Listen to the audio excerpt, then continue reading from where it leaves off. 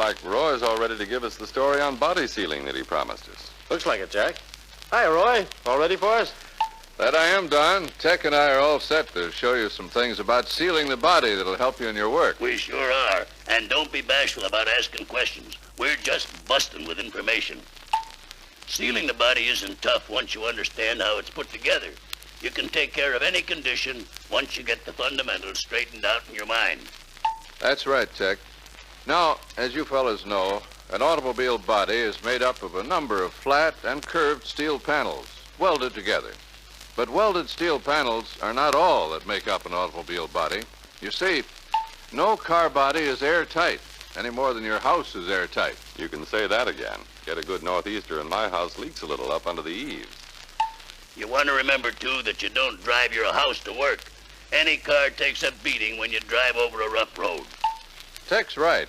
Your car body has openings in these metal panels, too. There are openings for wires and cables, for brake and clutch pedals, for door and hood hinges, and a number of other places. Openings that you need to assemble the complete car. These openings and the welded seams are sealed up after the body is assembled. In some cases, a welding sealer is placed between the flanges of the panels before they're spot welded. That sealer flows out over the flange from the heat of welding and seals the joint. Right. But if a seam or opening isn't completely sealed, water and dust can get in. So Roy and I are going to show you where sealing is used on all the seams and openings in the body. That's right. But before we get into that, I think we ought to talk about the various types of sealing materials. Using the right sealer for the job is mighty important. And the right type of sealer can be obtained locally, so there's no excuse for using the wrong type. A good point, Tech. For example, the sealer used on outside surfaces, where appearance is important, should be the type that can be painted over.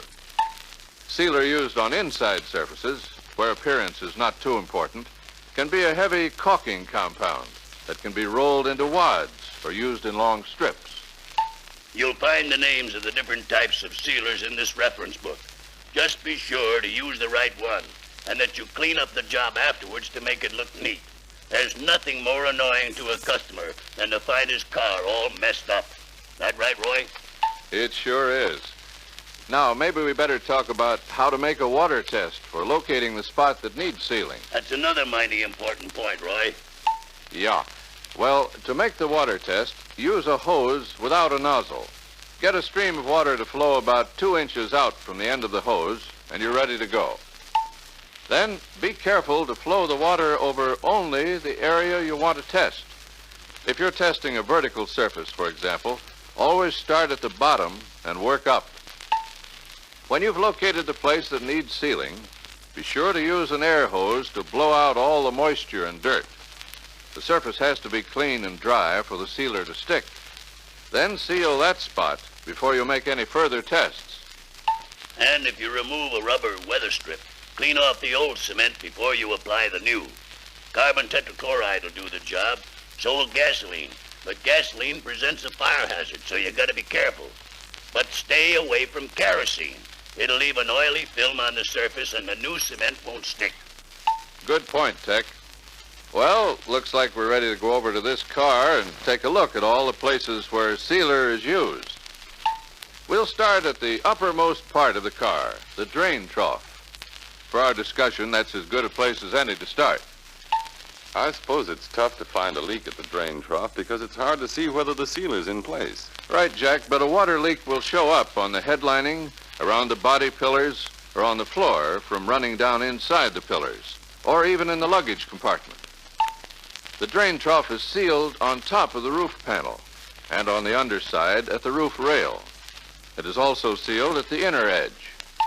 If the headlining gets wet, it's a pretty good sign that the sealing at the drain trough needs attention. Right, Tech. So put new sealer along the entire length, from front to back, above the trough. Then seal any spots on the underside where necessary. Then you'll be sure you've covered all spots that needed sealing. Remember to touch up that new sealer with paint, so the owner will be happy with the job. Now let's take a look at the cowl and windshield area. Openings and seals in this area are easy to see because they're out in the open. The nature of the leak makes it easier to find. For example, if the water drips down under the instrument panel, there's some spot fairly high up that needs sealing. So let's take a look at the front of the body. Actually, there are 4 panels used here. The upper cowl panel is welded all across the front, joining the front panel to the 2 cowl side panels. Of course, the cowl side panels are welded to the front dash panel. There's another spot where the cowl side panel is welded to the upper panel. That's right, Jack, and it should be checked. And these welded seams have to be sealed. If they aren't, you'll have dampness under the floor mat and at the bottom of the cowl trim panel. You know, I've found it pays to do a thorough job. I even cover up the pad fastener openings and the openings where the wires come through the dash panel with a wad of sealer. Well, that may not be necessary in all cases, but that's playing safe, all right. And seal around the hood hinge bracket studs, where they go through the cowl side panel, too. Water can enter through those stud holes and run down inside the hinge pillar. A ribbon of sealer around the top and sides of the hinge bracket is good insurance against leakage, too. Now, let's take a look at the cowl ventilator. Cowl ventilator? Why not the windshield first? We start with the cowl ventilator because we have water all over everything if we tested the windshield first. Go on with the story, Roy. Water dripping on the front floor mat usually indicates water leaks at the cowl panel area, doesn't it, Roy? That's right, Jack. And to find the exact spot, we have to make a water test of the area. Jack, you get inside the front compartment with this flashlight. I'll run the water over the ventilator. Right, Roy. Now, if water is coming in at the ventilator, adjust the lid operating linkage to place more compression on the weather strip. I suppose you'd check around the windshield wiper pivots the same way, Roy. That's right, Don. If water is seeping in around the pivots, remove the pivot cover and install a new gasket. Coat both sides of the new gasket with rubber cement. Install the gasket and cover and put sealer on the screw threads. Another thing you can do is pack the inside of the cover with a non-hardening caulking compound. Yes, you can do that if it's necessary. Now, about the windshield, remember, there are 2 possible sources where water can get through.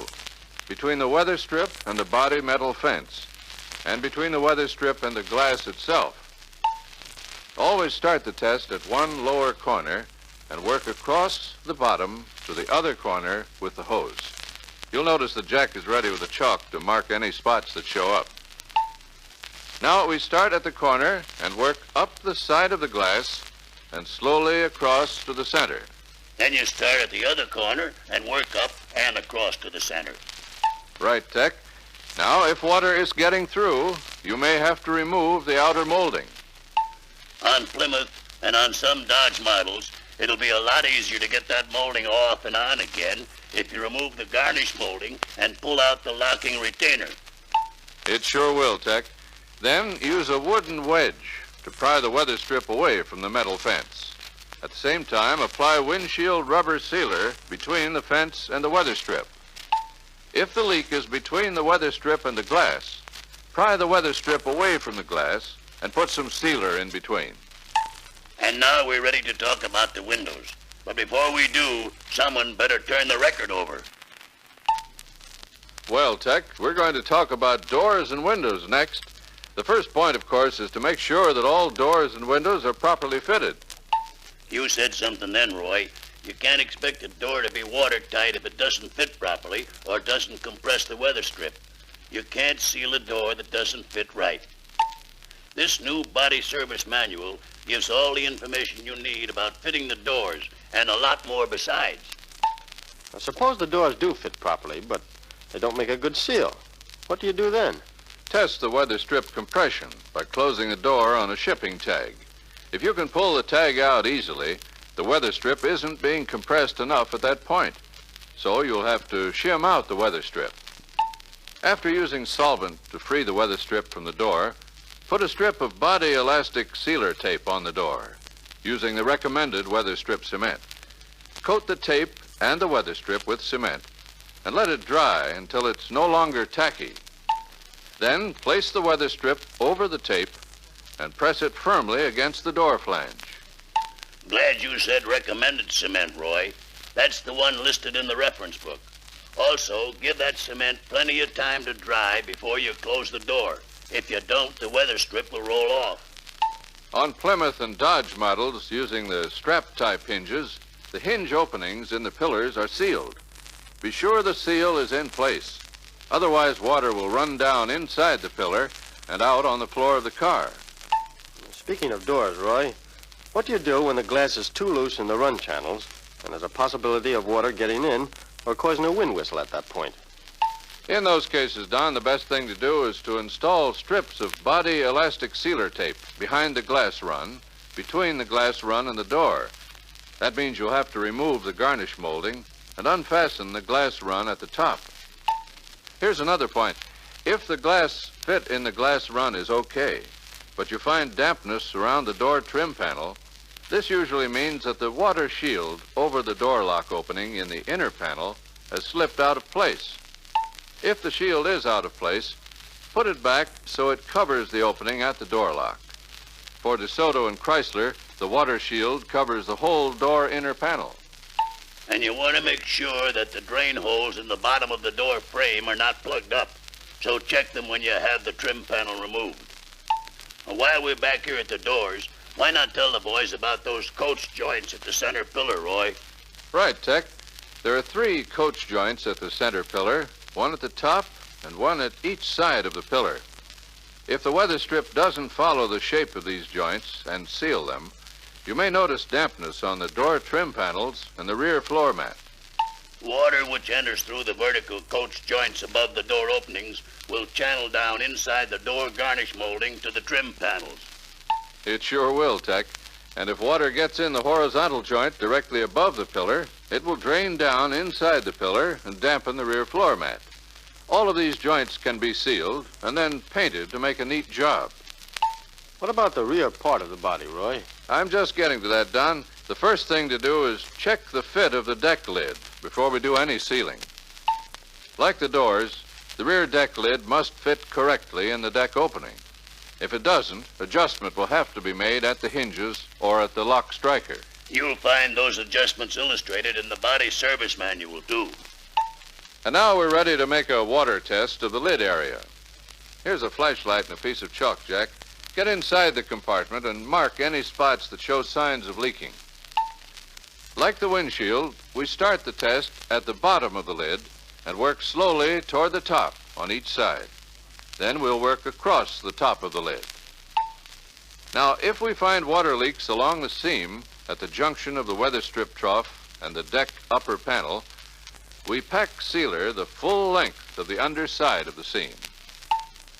When installing a new rear deck opening weather strip, coat the trough and the weather strip with weather strip cement. Allow it to become tacky, then start the installation at one lower corner. And be mighty careful not to stretch the weather strip or let it bunch up at the corners. Stretching will reduce the compression qualities of the rubber, and if it bunches at the corners, the lid won't seal. Even though the deck lid fits properly, don't overlook the floor pan area. You mean the joints that are sealed to prevent road splash from getting into the body, huh, Roy? Yes, if these joints are not properly sealed, you may find some dampness on the ends of the rear seat cushions or on the rear quarter trim panel. You're talking about the wheelhouse seam now, Roy. Correct. Assuming that the belt molding clip bolt holes and the luggage compartment lid are properly sealed, you should check the wheelhouse to floor pan seams. To quickly locate the leak, play water underneath the fender. Jack, you keep a weather eye out for any leaks while I play the hose under the fender. Where are some of the other spots where sealing is used, Roy? You should check this seam at the junction of the floor pan and the rear body panel for one. And check the seal at the gas tank pillar neck housing. If there is evidence of leakage at this point, seal the seam. There's a gasket used at the tail light openings to prevent water from entering the luggage compartment. If you suspect the gasket isn't doing a good job, you'll have to remove the tail light and seal the edges of the opening in the fender with sealer. Now, what about dust leaks, Roy? How do you locate them? Well, Don, the amount of dust drawn into the body depends somewhat on the manner in which the car is driven in dusty areas. The floor pan seams are sealed too, Don, just like the other seams. But again, it's just about impossible to keep dust out of the body under certain operating conditions. What Roy means, Don, is that if you drive in dusty areas with the cowl ventilator lid closed and the door ventilator wings open, you create a lower air pressure condition within the car. Right. This allows the higher outside air pressure to force dust into the body through even the smallest of openings. So open the cowl ventilator lid and close the vent wings. This will build up the pressure in the car and keep the dust from getting in. Where does the dust get in, Roy? Generally at the seams of the floor pan, Don. It may also be visible around the doors, coach joints, hinge strap openings, and in the luggage compartment. I suppose you use a visual inspection to locate these leak points, eh, Roy? That's right, Don. Dust deposits will be heavy at the point of entrance and then gradually diminish at the fringe areas. Before applying sealer to these points, clean off all traces of dust with an air hose or solvent to provide a good adhesive surface for the sealer. Tell them about that spot between the floor pan extension and the inner quarter panel, Roy. Glad you reminded me, Tech. That spot is not welded and isn't supposed to be. So don't weld it. Just be sure it is well covered with sealer. What about other bodies, such as coupes, convertibles, and Suburbans, Roy? You'll find lots of information on sealing the bodies of those models in the new body sealing book, Jack. This sealing story is mighty important, and it's a job you have to do carefully, so it'll be neat. The owner won't appreciate it if you smear sealer on the paint and don't clean it off. You leaving us, Tech? We thought you might stay and have lunch with us. No, can't do it. I'll try and make it some other time. Got a lot of things to do today. So long, boys. See you next See you next month, Tech.